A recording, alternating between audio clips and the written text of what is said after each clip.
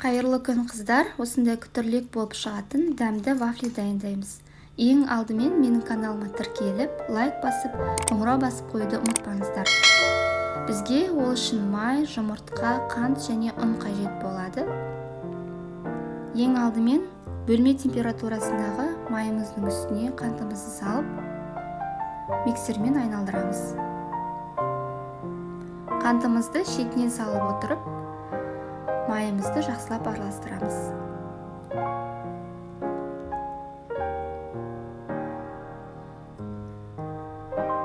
Одан кейін жұмыртқамыздың барлығын салып аламыз.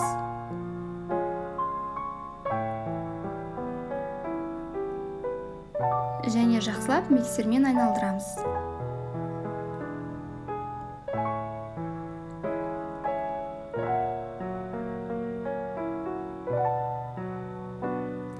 Ең соңынан ұнымызды салып, жақсылап араластырамыз.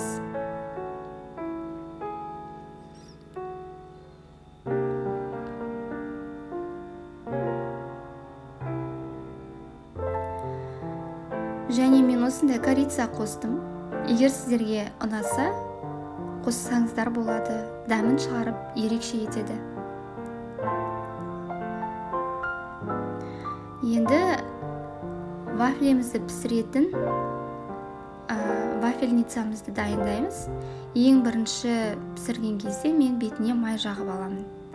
Одан кейін бір қасықтан салмамызды салып, вафлемізді пісіреміз.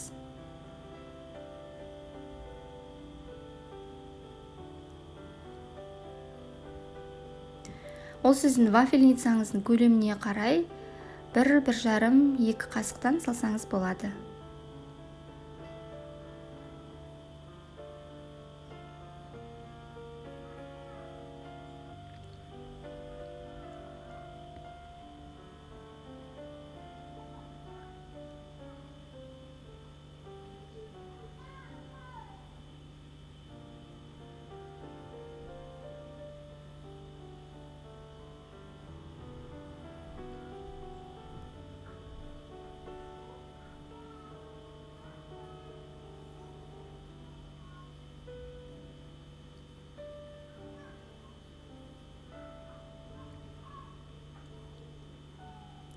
Вафлиді ораудың бірнеше түрлері бар.